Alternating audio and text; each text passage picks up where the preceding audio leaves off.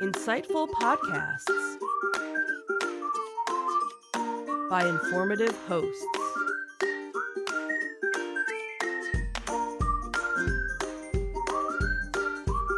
Insights into Things, a podcast network.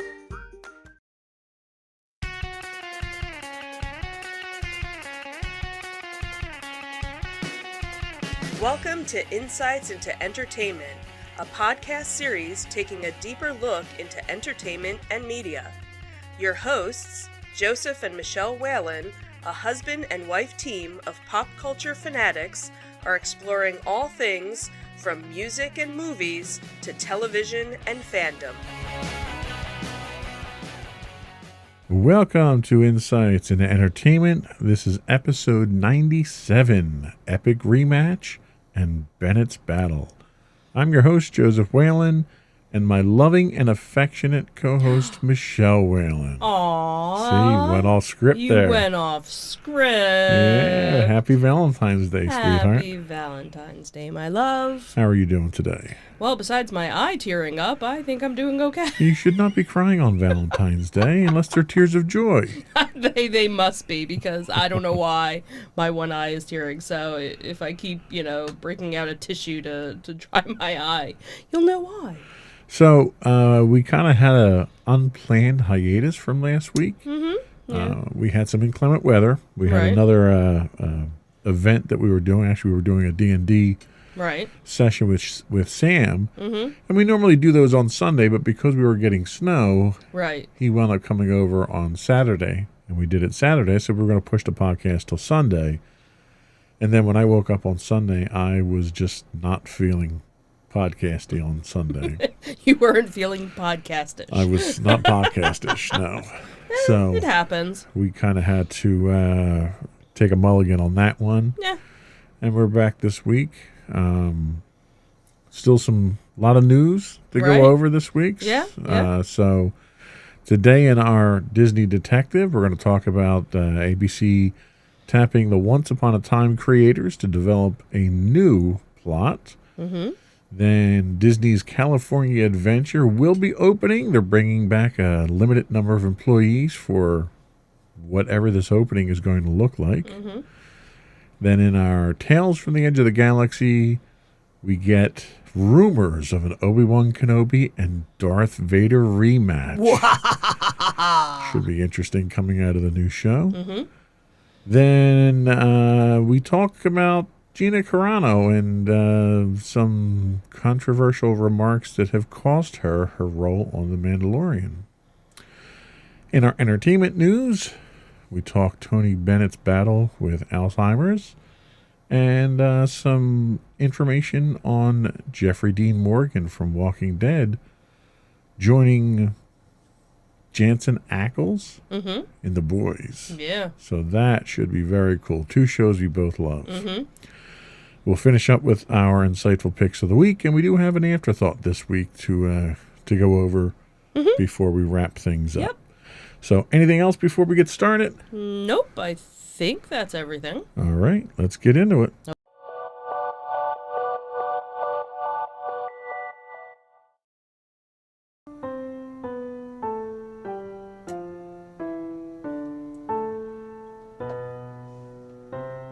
And no, I haven't sped that up yet. I have to do that still.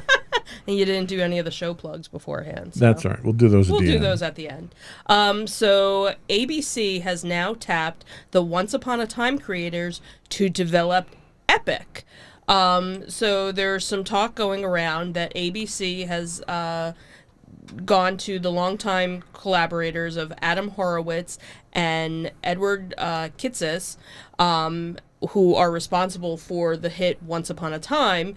And according to The Hollywood Reporter, they are working on a fairy tale anthology called Epic. Like Once Upon a Time, Epic will follow probably the same kind of recipe, incorporating other Disney characters to represent a reinvented or a reimagined world for them to inhabit. So obviously they have a massive cast of characters to choose from across the properties, with endless story ideas. You also have to remember that Princess Leia and Shuri are also part of the Disney family too. So now you could, there's so many more characters that they could bring into this. So they've actually been in a deal with Disney that was renewed in 2018, and Shonda Rhimes, who was working with ABC and developing, she's actually now working with Netflix. So they're kind of the top showrunners that Disney is and ABC is going to. They obviously came up with Once Upon a Time, which was a huge hit.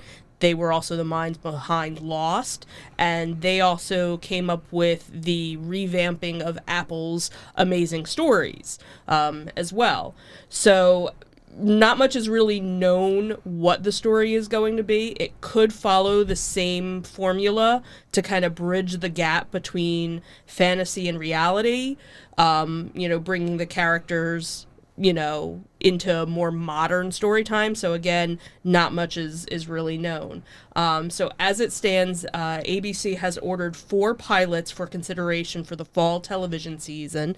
Obviously, because of COVID, that's been playing a big role into the decision making of what new shows they're going to do and the safety protocols and when they can actually fill them. So should be interesting to see what happens. So now, is this an independent project or is it an offshoot of Once Upon a Time? It's Are they related? Completely different show. Interesting. And who do you think deserves some attention here from a character standpoint? I don't know. It would kind of be interesting to see if maybe like lesser known characters maybe kind of come to the forefront. Obviously, Once Upon a Time, they did Snow White, they did Sleeping Beauty, they did Rapunzel, Tinkerbell, the Seven Dwarves, interesting take on Beauty and the Beast, with different characters. So I think it would be nice maybe to do some of the more modern ones or some of the lesser known, ones out there. So right. I don't know. Interesting. Tell us about Disney's California Adventure reopening. Yeah, so some Disney fans will finally have a chance to return to California Adventure Park next month for a limited time experience, about a year after the entertainment giant's theme park closed because of the pandemic.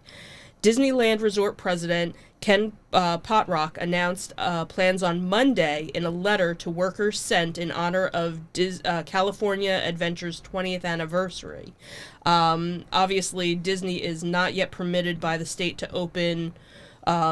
fully reopen for the park's attraction, so the event won't be like a typical visit to the theme park.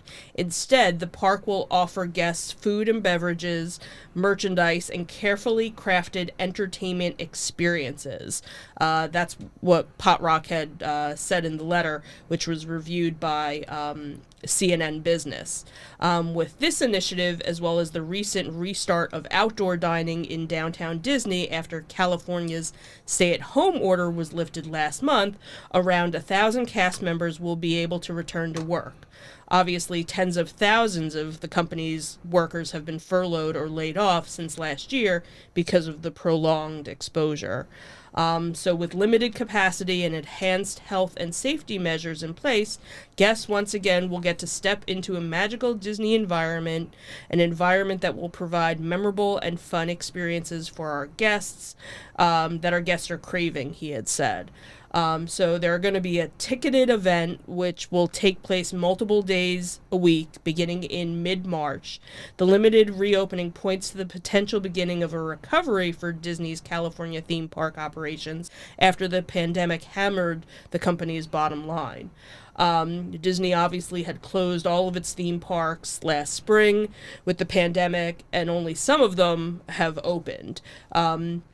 Disneyland had opened just their shopping area, and then had started opening some of the food areas, but then some of those had to close when California kept going back and forth with their, the park openings. And at one point they had kind of opened California Adventure for a little bit, and then they had to close it. So now they're, going to try and open it up again. So I guess we'll see, a little bit at a time, I guess. So I assume this has to do with California loosening their restrictions at this point in time. Right.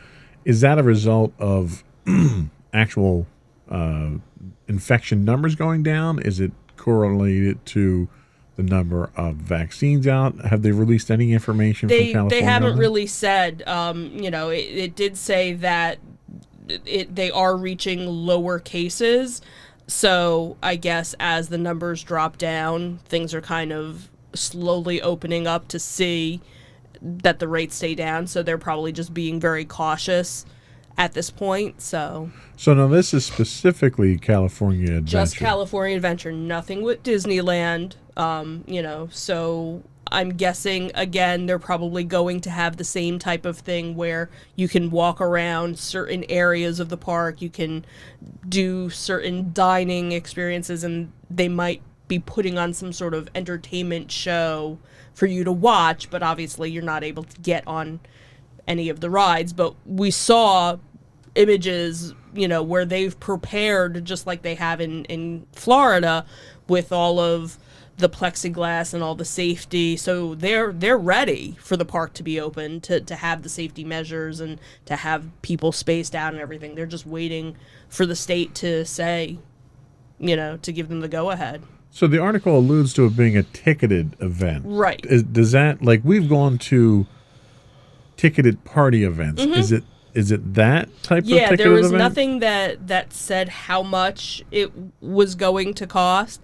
I can't imagine it, $10, $15, something, pretty low. Because I know... Now, is this in addition to a park ticket? This would be your park ticket. This would be your event, a special, this way they know how many people are coming in. It's probably something where you maybe get 2 or 3 hours... so it's a select days, right. Limited capacity, and it's buy in advance with essentially reservations buy in advance. Right. Interesting. Well, I guess you got to start somewhere, right? Yeah. And, this is a good sign that we're moving in the right direction. Absolutely. So that was all we had for our Disney Detective this week.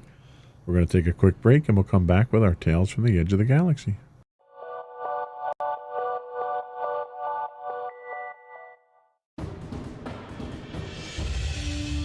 For over 7 years, the Second Sith Empire has been the premier community guild in the online game Star Wars: The Old Republic. With hundreds of friendly and helpful active members, a weekly schedule of nightly events, annual guild meet and greets, and an active community both on the web and on Discord. The Second Sith Empire is more than your typical gaming group. We're family. Join us on the Starforge server for nightly events such as operations, flashpoints, world boss hunts, Star Wars trivia, guild lottery, and much more. Visit us on the web today at www.thesecondsithempire.com.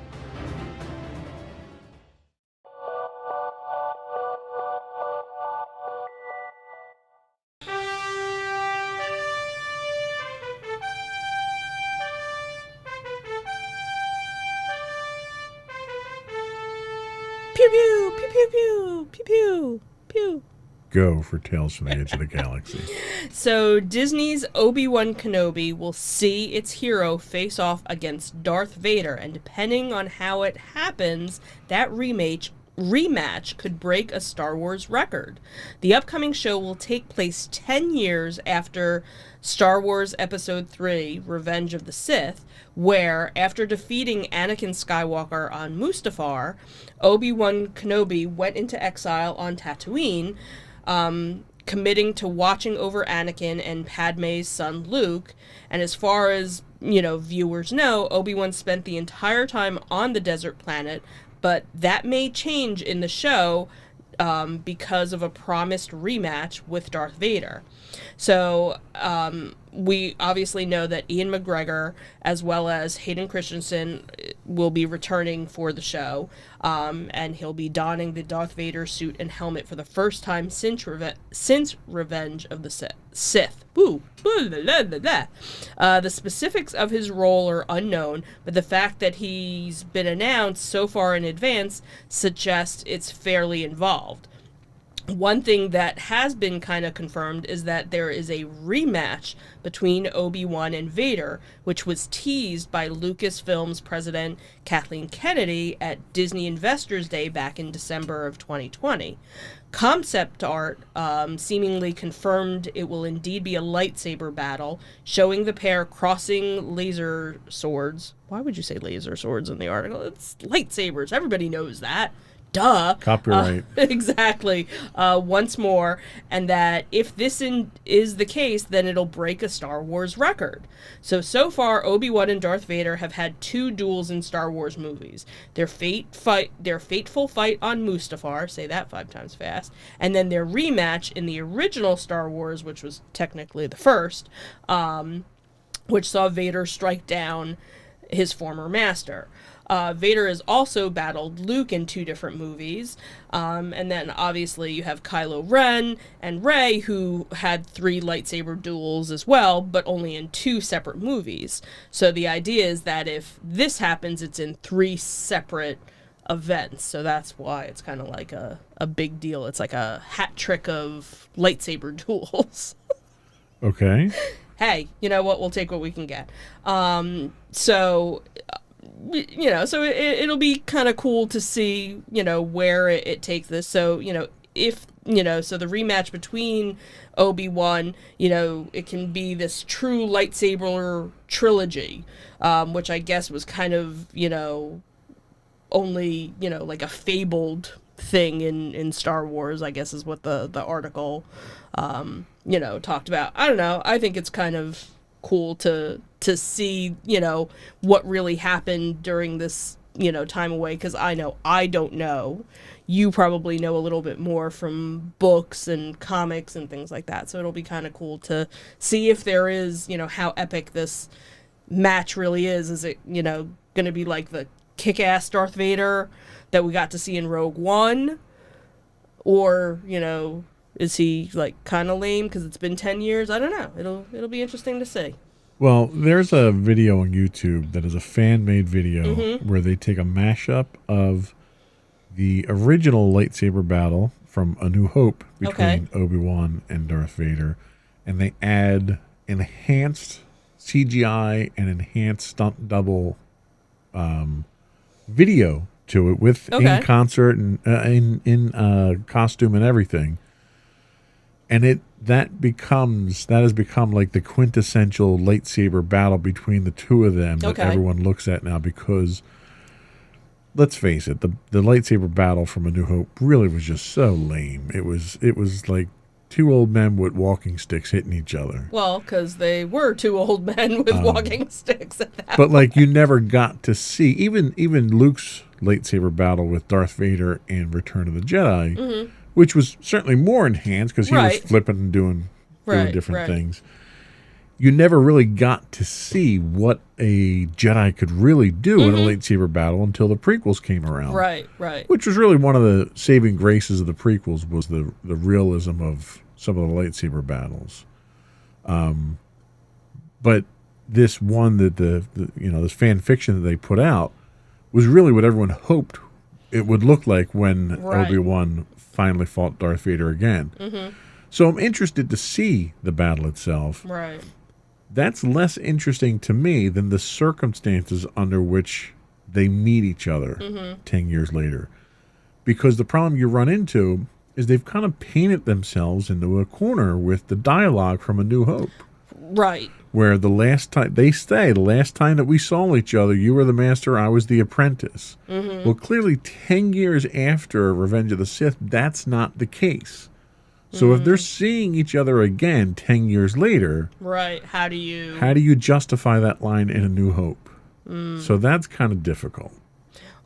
Yeah. Is it something where they Yeah, because he's going to know it's Darth Vader because we know he has to be in the suit by then. Right. You know. Right. He's in the suit at the end of Revenge of the Sith. Right. So, yeah. I don't know. So that's kind of that's one of the issues. The other one is that all the post Revenge of the Sith storylines that came out between comics and novels with ObiWan, he was on the planet. He never left the planet. Mm-hmm. So it'll be interesting to see under what circumstances he leaves the planet at this point in time, because he's there on assignment to watch over Luke. Right. Did he take a vacation and they ran into each other at a resort? Well, and it also brings up the possibility of what kind of misadventures could Luke be getting into here that they could go off in a novel or something like that about. Where he kind of goes to watch to make sure he doesn't get into trouble as a 10-year-old kid, because Luke's going to be 10 during this. So. Exactly. So it's interesting. I'm glad to see that there's more news coming out about this, because the press kind of went dead on this project for a little while. Right. So it's nice that they're breathing some life back into it. And we knew that Hayden Christensen was going to be making an appearance as Vader, but everyone assumed it was going to be some kind of flashback or something like that. Right. So it would be cool to see Vader in that Rogue One role. Right. Or doing what he does. He doesn't know that it's Obi-Wan. Like, Obi-Wan is in a disguise of some sort or something. Like, I could see that being... Well, it's possible that Obi-Wan doesn't know that Vader is Vader. Is Luke. That's true. There's Anakin, rather. Right, that's true. But... because he never saw him in the full... But in order to make the line from A New Hope plausible, it has to be the other way around, like you mentioned. Right. Vader has to not know it's Obi-Wan. Right. And that could be, because he could be dressed as a stormtrooper or... Right. He could be like taking a role of a bounty hunter or something like that. Although you don't see too many bounty hunters running around with lightsabers. Yeah, well. So that should be interesting. So on the heels of that good news, tell us some bad Star Wars news. Yeah, so this is actually a story that has been kind of, in the news. Are they going to fire her? What's going to happen? It was back and forth. And finally, Disney and Lucasfilms finally took the axe and chopped it. So news came out, obviously, this week that Gina Carano has been fired from Star Wars The Mandalorian. She's obviously the character, the actress best known for playing Cara Dune in the first 2 seasons of The Mandalorian, and she will reportedly no longer be part of the franchise's future. The news was confirmed on Wednesday night in a statement from Lucasfilm's spokesperson, revealing that Carano is not expected to return to the series' future seasons or to any future projects in the franchise. This comes after Carano shared several controversial and anti-Semitic posts on her social media with the backlash off, which led to the hashtag #FireGinaCarano trending on Twitter. So in the statement, they said, Gina Carano is no longer currently employed by Lucasfilms, and there is no plans for her to return in the future. Nevertheless, her social media posts derogated peoples based on their cultural and religious identities and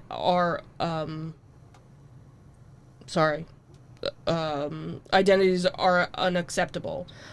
She obviously had a history of making controversial posts on social media, including expressing transphobic views and identifying denying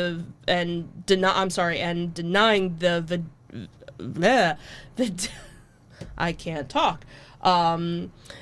Denying the pandemic that was going on, and her recent post caught quite a lot of attention because they included anti-Semitic posts comparing current political climate to Nazi Germany. She made her first appearance in The Mandalorian season 1 episode Sanctuary, and she grew to be a fan favorite in the first season. So according to The Hollywood Reporter, Lucasfilms had, wanted her to be part of the spin-off of one of the Star Wars Rangers of the New Republic. Obviously now they're gonna have to look to either recast it or, redo her part in it. Yeah, this is unfortunate. Like, my take on this is you're entitled to your opinion. Mm-hmm. You can think whatever you want. The thought police aren't really out there to stop you from thinking. Right. My issue with this, and you're welcome to express those opinions. Mm-hmm. The problem is that when you express those opinions from the platform that your employer provides for you, Mm-hmm. you're now exploiting that platform. Mm-hmm. Some people exploit it for good. Some people exploit it for bad. Right. The issue you have is at that point in time, you're representing that employer. Right. So if you're going to do something like that, you kind of have to be careful how you're going to express yourself. Right. Right. And, I'm not debating whether what she thought or said was right or wrong. I firmly believe that her position is amazingly ignorant and obtuse. Mm-hmm. But she has a right to express it Right. in a way that does not reflect poorly on your employer. Right. Disney was well within their rights. I'm sure there was probably some level of publicity clause or something like that Disney has with their talent that allows them to terminate contracts based on stuff like this. Right. It's unfortunate that this is what her thoughts are. Mm-hmm. And that was the thing, because it again, like I said, this had been coming up.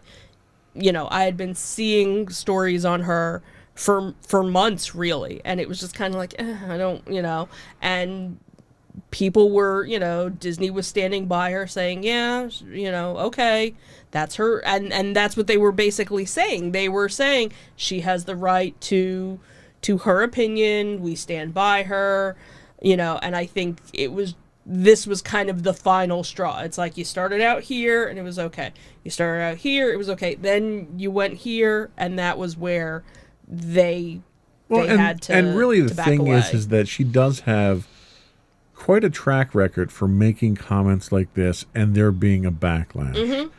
And the fact that you continue down that path without, I wouldn't even say censoring, but at least moderating your messaging. Or she posts it and then deletes it. Right. Then why even post it in the first place? Right. If it's to the point where you have to post it and then take it down, then you probably shouldn't have posted it. Sure. To begin with. So. And really, the real shame here is for the fans, because the character that she portrayed was a great character. She was a strong female lead. She had the potential for being a role model for young women all over the place. Right. And honestly, they could recast it. There's probably a number of actresses that could fill that role. It doesn't necessarily need to be, her. You could. The problem that you have is because of what she did and what she said, it's associated with Disney, it's associated with Star Wars, and it's associated with that character. So I think at this point in time, you've polluted that character to the point that you need to burn the character. I don't know, because there was something that a friend of mine had kind of posted, and it came from somebody else. He had shared it, and it talked about how like J.K. Rowling, she's obviously under fire for a lot of things, and so many people are like, oh, I'm never dealing with Harry Potter again because of her. And it was like, well, no, you can still enjoy Harry Potter for what it was and all the lessons that it taught. You don't have to look at who the person was. And they kind of said you can look at her character, Cara Dune, and what she stood for, not the actress that played her. So I can see that, but maybe they can do something to bring it so that it's not necessarily all about the actress that played her, but more about the character. Obviously, I don't think Star Wars has ever recast anybody. Leia was Han Solo, and that was a failure. Well, that was okay. So that's like the one. But like Princess Leia was always Carrie Fisher. They've never, obviously they had the CGI, and Luke has always been Luke, and they recast Yoda, and that was a failure. Yeah, true. They did kind of. So okay, so they don't have a good track record, right? And the problem that you have is she embodied the character because the character required a certain type of look, a Right. certain type of demeanor, and a certain type of character. Yeah, you could definitely just kind of kill her off or just never talk And about her again. That's why I think you got to burn the character and Yeah. move on. Yeah. Ironically, had she played the lead role in The Mandalorian, you would have easily gotten away from it because you never saw her face. Right. True. Yeah. But the role she played, she was that character. Yeah. You can't continue on with that character, I Yeah. don't think. Anyway, sad news, but we move on, right? Mm-hmm. Absolutely. So that was all we had for Tales from the Edge of the Galaxy. Mm-hmm. We're going to take a quick break, and we'll come back with our entertainment news of the week.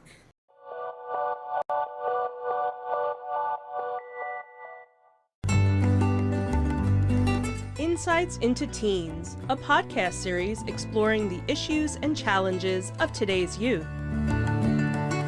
Talking to real teens about real teen problems. Explore issues from braces to puberty, social anxiety to financial responsibility. Each week, we talk about the topics concerning today's youth. We look at how the issues affect teens, how to cope with these issues, and how parents, friends, and loved ones can help teens handle these challenges. Check out our video episodes on youtube.com/insightsintothings. Catch our audio versions on podcast.insightsintoteens.com or on the web at insightsintothings.com.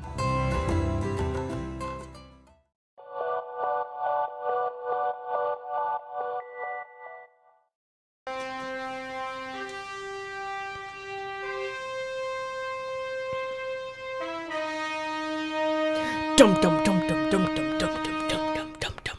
You will always do that now. I will. I just have to now. Go for entertainment news. So this was some, sad news that had come out actually the week before.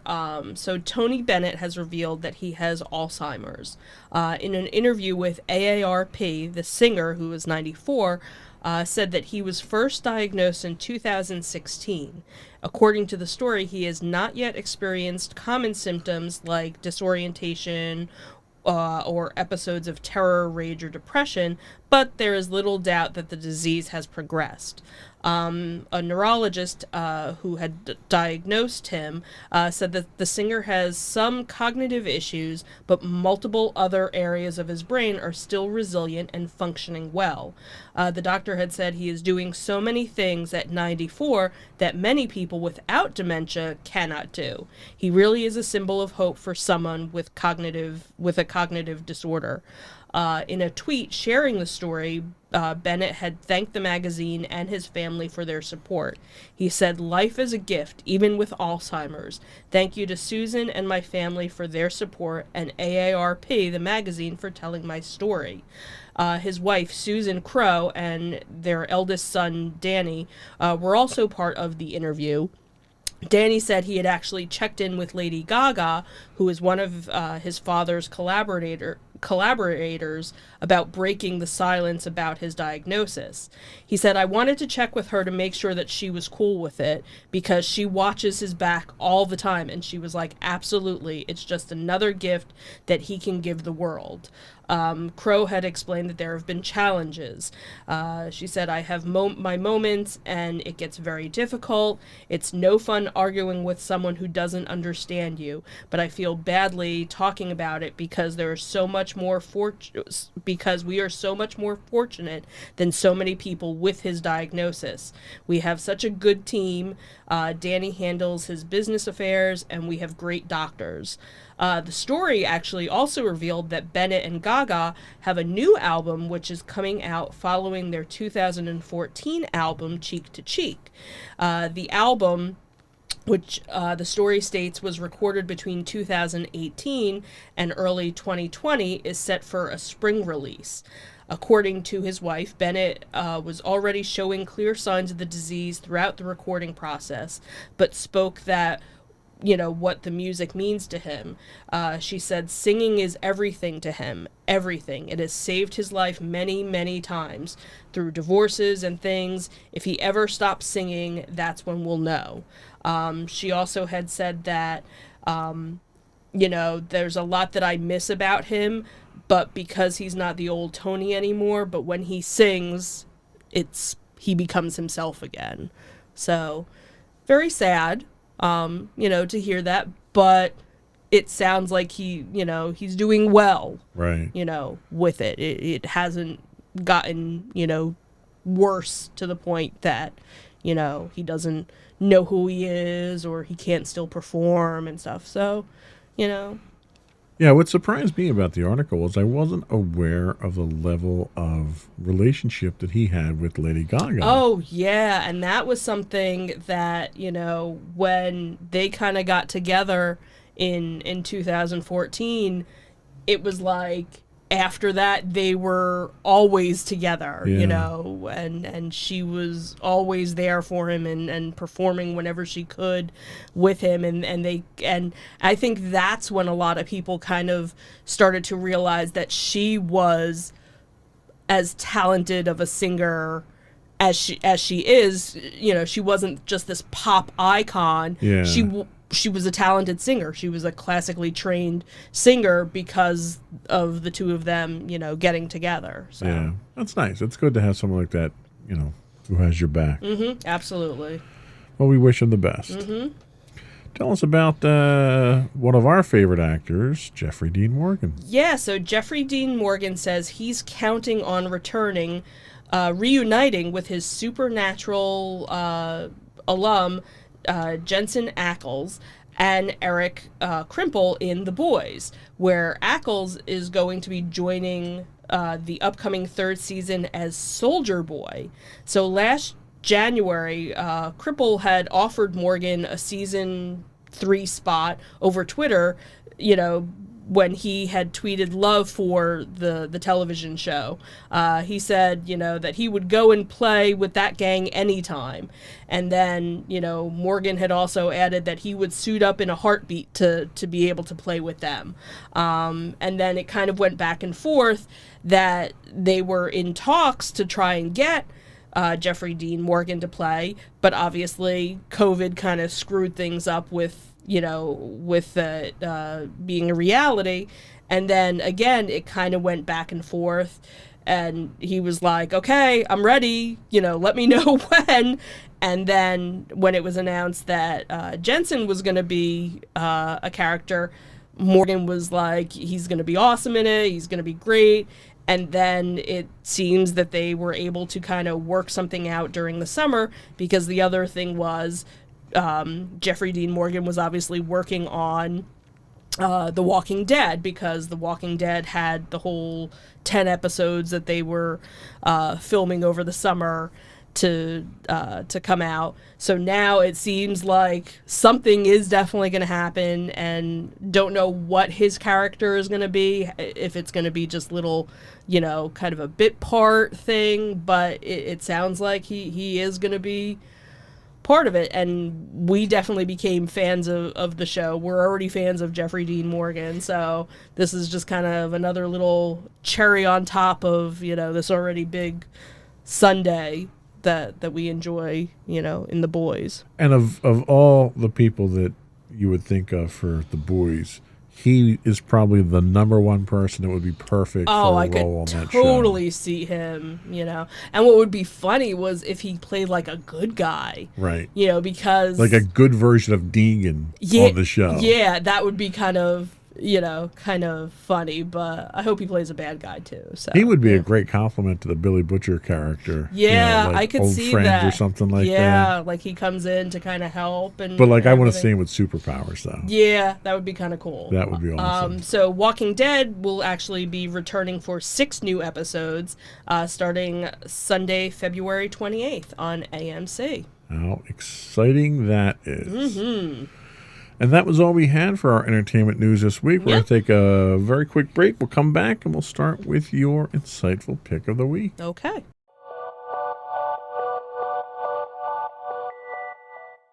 Go for your insightful pick. So my insightful pick this week is a Netflix series called Firefly Lane.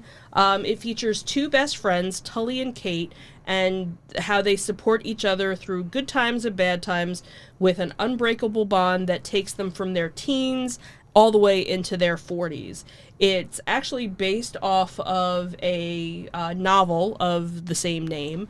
And what's interesting is it's kind of, your best friend, gal pal story. You see them meet when they're about 14 in the 70s, and then the story kind of, takes you to the present, which is actually 2003. And then it goes to the 80s, and you get to see them in college. And then, it constantly goes back and forth throughout the decade. So you get to see them as kids, you get to see them in college, you get to see them, in their 20s, and then, what they're currently going through now and back and forth. So kind of reminiscent of Sisterhood of like the Traveling Pants or the Ya Sisterhood. So it's that, that kind of chick flicky type thing. But what's interesting is at the end of every episode, there's kind of like a little teaser, a little cliffhanger of something, that happened in the present, but you don't know what it is. And there's 10 episodes in the season. What I did find out was that the book is actually a little bit different than the series, where in the book they had one of the characters die. In the series, they kind of had they allude to somebody else passing away. So nothing's been renewed yet for a second season, but they could obviously take it because there was a second book in the series that came out. So it'll be interesting to see how they change it from, how the book was. So, if you're into that, chick flicky girl empowerment thing, then I'm totally about that. I know. It's totally you. You're totally the audience for it. All right. Good pick. Thank you.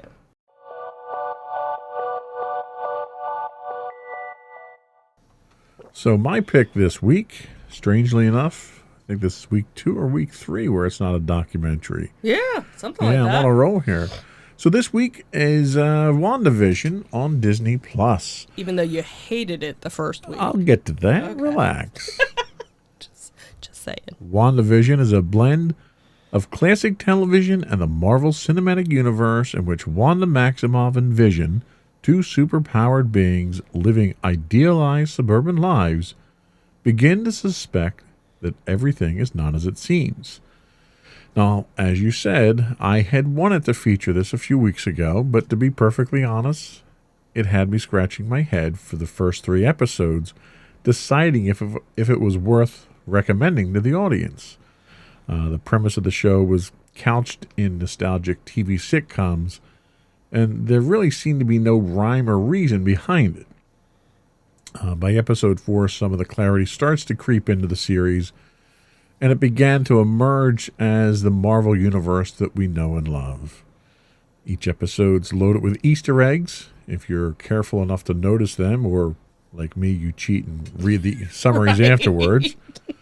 Some are related to the Marvel Cinematic Universe, some are related to the original comics, but almost all of them play a significant part in telling the story if you're smart enough to pick up on them. Mm-hmm. And that's really the tricky part. Mm-hmm.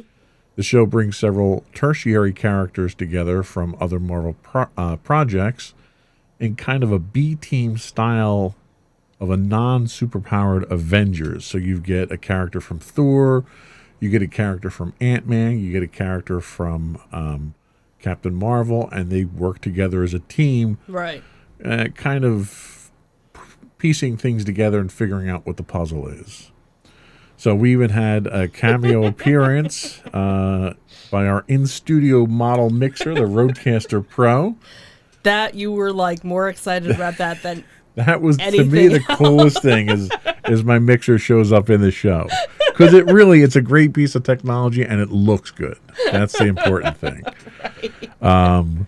So yeah, the show's okay now. I think we're kind of moving in a direction that kind of doesn't have us speculating about everything. Because by the end of episode 3, we had no idea what was going on, Right. and we were just sort of making. You know what it struck me as, like when the first Matrix movie came out, and we found out that there was going to be a sequel to it. Everyone speculated on what the sequel was going to be, what it was going to address, what the origins were, and everybody was wrong. Right.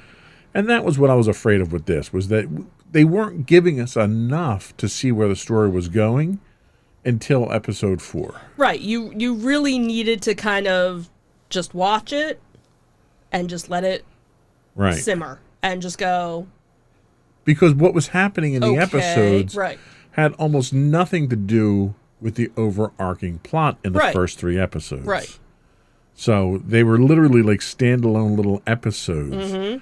But now after, episode 4, episode 5, those Easter eggs that were dropped in there make sense. Right. One of the Easter eggs that they drop frequently is there's 1 or 2 commercials that you get that aren't commercials. Right. They're commercials for the in-show TV show. Right.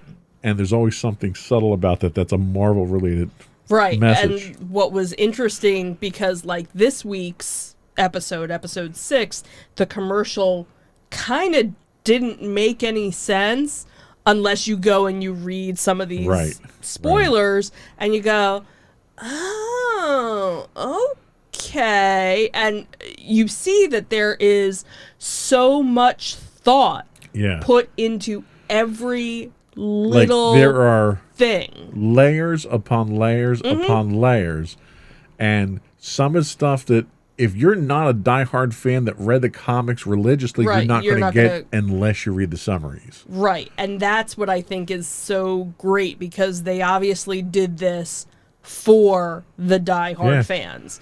So you get the people that read every comic and go, oh, this is this episode, this issue, this blah, blah, blah, this, they can tell you exactly where this was. Very similar to the level of detail that you get from The Mandalorian, to the point of we have one episode of The Mandalorian where this little R5 droid shows up, and you happen to notice that the back of the R5 droid has, a bunch of burnt smudge on the back, and you realize that it's the droid they carried over from A New Hope. That's the level of detail that was there, and that's the kind of level of detail you're getting in the show. Yeah, so it's definitely, and I think that's the thing, is that, like, obviously I'm a Marvel fan, but I never read any of the comics, so there's a lot of stuff that's going over my head, but I'm smart enough to kind of pick up, this is something. This isn't just whatever. What I like about it is it's enough in the show to spark me to go do the research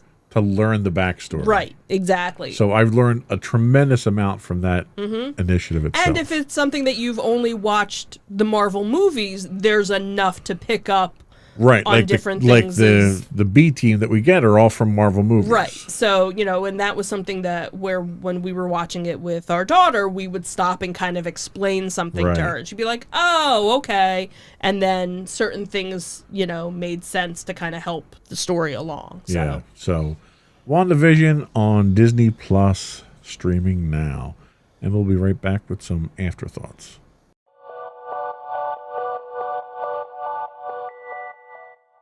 Go with your afterthoughts. So this was something that kind of, I saw a news article for our local news that had talked about it, and it is a pop-up dining and sci-fi experience. It is called Galaxy Burger Pop-Up, and currently it is in Springfield, Pennsylvania. It actually goes until next week, February 21st. The dates were actually January 29th to February 21st, and they have set times, and you need a ticketed theme time, to enter this experience. So think of your favorite burger joint and a Comic-Con kind of mashed together. So they have time tickets every 30 minutes, and you have 2.5 hours to experience the entire adventure. So obviously they're doing the time tickets due to COVID safety measures to ensure that everybody has a fun and safe adventure. So they basically allow you 30 minutes to eat and enjoy the restaurant, and then 2 hours to kind of do the other adventures and activities. So they have, the one ticket price was basically the Galaxy experience, where it'll give you a sandwich, a side, and a drink, and then it gave you admission into the experience with additional photo opportunities. And it was running like $42. So when you think about how much a Comic-Con is, to get in, most Comic Cons are like $50. So for less than that, you were also getting a burger and a drink. And then they had like a VIP experience that included, a blue milkshake, along with a t-shirt as well. They also had a kid's price as well, which was $32. But they had all of these different artifacts that you could, take your pictures with. It's being held, like I said, at the Springfield Mall in Springfield, Pennsylvania, and it's, kind of a pop-up, and I think the idea is that they're going to kind of move it around, so I don't know where it's planning to go, afterwards, but for somebody that's looking to go to a Comic-Con and is missing that, that experience, it kind of looked, interesting, something different to do. Very cool. And that's one thing that we're definitely kind of jonesing for at this point in the pandemic, is missing out on some of these pop culture things that we enjoyed doing. Yeah, it's nice that Wizard World and San Diego Comic-Con, they're doing the Zoom calls, they're doing those experiences, so you can kind of get that aspect of it. But to actually be able to physically go and see stuff, that's what I know we're definitely missing. Absolutely. So that was all we had today for the show. Before we go, I do need to plug the show a bit here. If you're interested in subscribing, we highly recommend you subscribe so you get the show when it's available 8 o'clock on Monday mornings. If you're interested in the audio version, you can look for Insights into Entertainment. The video versions are listed as Insights into Things, and that has all of our shows. We're available pretty much anywhere you can get a podcast at this point: Apple, Spotify, Google, Amazon, etc. We would also invite folks to reach out to us and give us your feedback. You can email us at comments@insightsintothings.com. You can find us on Twitter at insights_things. We stream 6 days a week on Twitch when I'm not having technical difficulties like I was this week, at twitch.tv/insightsintothings. You can find us on Facebook at facebook.com/insightsintothingspodcast. On Instagram, we are at Insights Into Things. The audio versions of all of our podcasts are at podcast.insightsintoentertainment.com. You can catch high-res versions of our videos on YouTube at youtube.com/insightsintothings. And our main site, which has links to everything, is insightsintothings.com. That's it. Another one in the books. Have a good week, everyone. Happy Valentine's Day. Happy Valentine's Day. Insightful Podcasts.